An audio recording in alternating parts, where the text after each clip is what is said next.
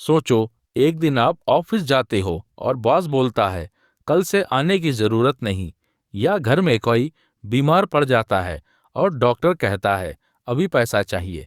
ऐसी स्थिति में आप क्या करोगे? यहाँ आता है इमरजेंसी फंड। जिंदगी में अनचाही चीजें होती रहती हैं। नौकरी जाना, बड़ा मेडिकल बिल, गाड़ी खराब होना या घर का कोई अचानक खर्चा। इन सब के लिए पहले से तैयार रहना ही समझदारी है। और इसके लिए सिर्फ एक काम करना होता है, थोड़ा पैसा अलग रखना। इमरजेंसी फंड ऐसी राशि होती है जो आप सिर्फ और सिर्फ आपात स्थितियों के लिए रखते हो, जब आमदनी रुक जाती है या कोई अप्रत्याशित खर्चा आ जाता है। यह आपका वित्तीय सुरक्षा जाल है, आपका पैराशूट। इसे कभी रेगुलर शॉपिंग, वेकेशन या एंटरटेनमेंट के लिए उपयोग मत करना।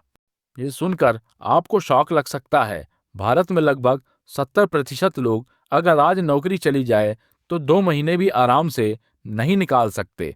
मतलब इतने सारे लोग बिना किसी बैकअप के चल रहे हैं, और शायद आप भी अभी तक उन्हीं में से एक हो। कोई जजमेंट नहीं, बस अब बदलेगा।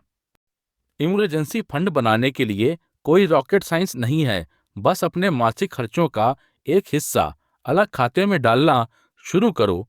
यह पैसा आसानी से उपलब्ध होना चाहिए, यानी जब चाहो तब बिना झंझट के निकाल सको। इसलिए इसे सेविंग्स अकाउंट या लिक्विड म्यूचुअल फंड में रखते हैं।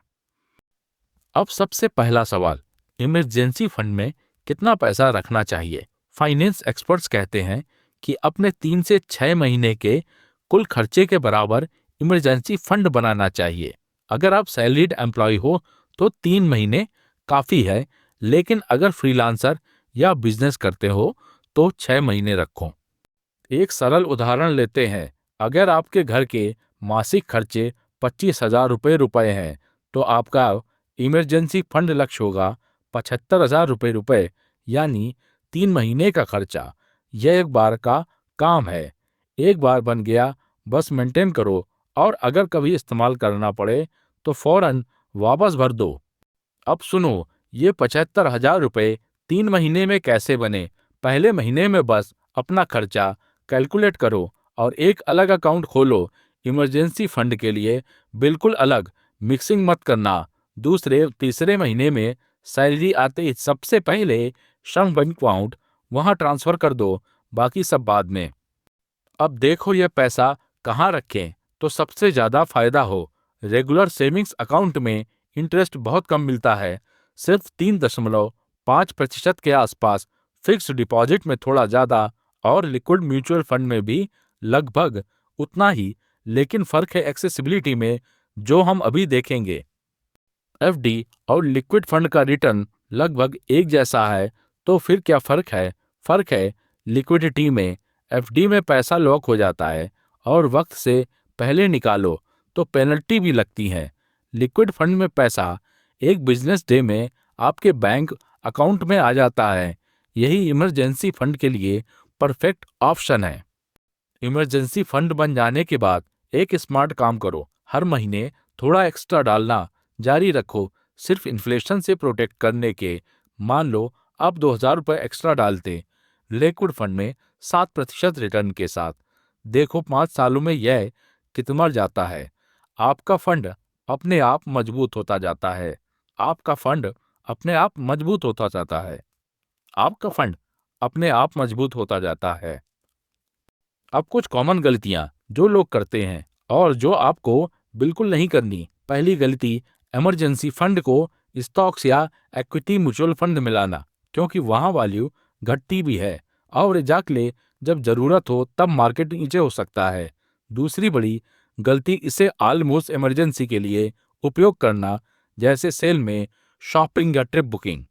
सोचो, इमरजेंसी फंड एक पैराशूट की तरह है। जब तक सब ठीक चल रहा है आपको उसकी जरूरत नहीं दिखती, लेकिन जिस दिन कुछ गलत हो जाए वह पैराशूट ही आपको सुरक्षित रूप से जमीन पर उतारेगा। इसलिए विशेषज्ञ हमेशा कहते हैं, निवेश करने से पहले अपना आपातकालीन फंड बनाओ।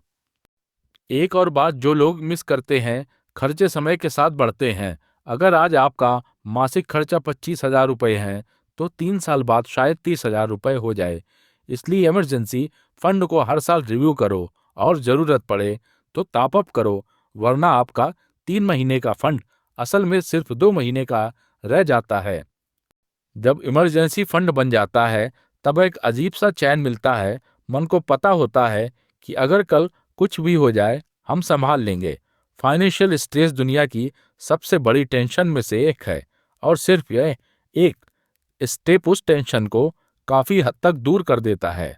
तो शुरू करो आज से, अभी से, अभी से। तो आज का सबक याद रखना, इमरजेंसी फंड कोई लग्जरी नहीं, यह सर्वाइवल टूल है। अपने मासिक खर्चे कैलकुलेट करो, 3 महीने का टारगेट सेट करो और एक लिक्विड फंड या अलग सेविंग्स अकाउंट में डालना शुरू करो। सैलरी आते ही पहले आते ही है, बाकी सब बाद में रूपीबाजी पर मिलते रहेंगे। तब तक अपना ख्याल रखना। एक जरूरी बात, यह वीडियो सिर्फ एजुकेशनल पर्पस के लिए है, कोई फाइनेंशियल एडवाइस नहीं।